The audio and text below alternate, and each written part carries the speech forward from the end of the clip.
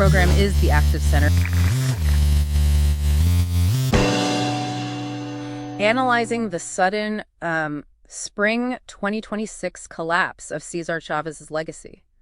We're exploring what the text calls an ideological liquidation. Yeah, and right off the bat, we need a quick impartiality disclaimer for you listening. This source contains some heavily politically charged arguments. Right. It explicitly compares modern progressive movements to 20th century Marxist-Leninist purges. Yeah, so we want to be super clear here. We do not take sides, and we are not endorsing these viewpoints. Exactly. We are strictly conveying the historical and political arguments presented in the text. Right, just laying out their analysis. Okay, let's unpack this, because the whiplash for you, the listener, has got to be massive. Chavez went from being the Latino Moses, a guy with his name on schools and parks, to just, well, being erased overnight. Overnight. The immediate facts of 2026 are just devastating. So at 95 years old, Dolores Huerta broke a 60-year silence. Wow. Yeah, she alleged that Chavez sexually assaulted her in the 1960s, which caused secret pregnancies. And that opened the floodgates, right? He did.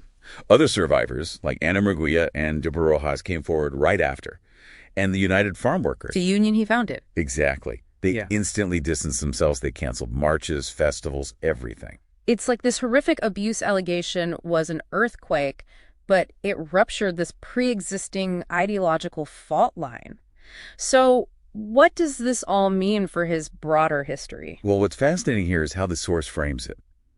The allegations are absolutely the catalyst, but the speed of his cancellation, that actually stems from a 50-year civil war with the far left over his labor nationalism. Right, because radicals of his era, like Bert Corona, they really despised his border hawk tactics. They did. You see, Chavez didn't view undocumented migrants through a lens of race or ethnic solidarity. Right. To him, they were corporate scabs, just tools used by growers to depress wages for legal farm workers. Which led to him launching the Illegals campaign. Yeah, and he supported the Dixon-Arnett bill. Oh. That weaponized the law to fine growers for hiring undocumented labor. And his cousin, Manuel, even led the Wet Line, which were literal, violent, physical border patrols. Wait, let me push back on that narrative for a second.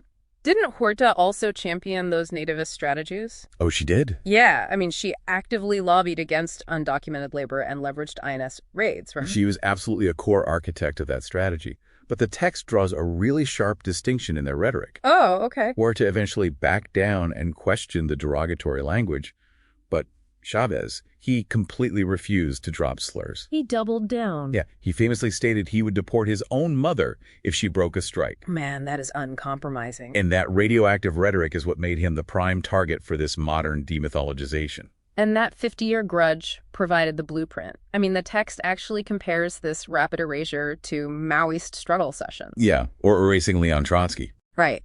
His massive achievements, like ending the back-breaking short-handled hoe, or securing those first-ever union contracts with Jamar Vineyards, they're all just sacrificed for contemporary ideological purity. Instantly short-circuited by modern activism's network effect. Here's where it gets really interesting. By deliberately stripping away Chavez's economic context, to secure a quick cancellation, aren't these activists essentially destroying the concept of historical due process? Yeah.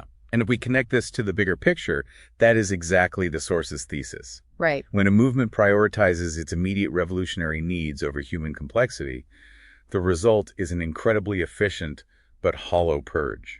So why should this matter to you listening? Well, it proves how quickly documented historical reality can be airbrushed when personal misconduct aligns with ideological friction. It's pretty alarming when you really look at it. It is, and we want to leave you pondering this. If historical context can be so easily discarded to satisfy today's standard of purity, is any historical figure's legacy truly safe from being rewritten in real time?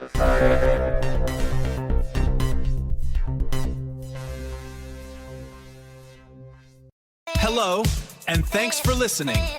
This is David Sepp and the Active Center team. For years, our mission has been to foster a community around engagement, health, and conversation. If you value what we do, please consider supporting us. We've started a GoFundMe to cover our production and operational costs, including those pesky social media fees. Your contribution, big or small, helps us keep going. Thank you.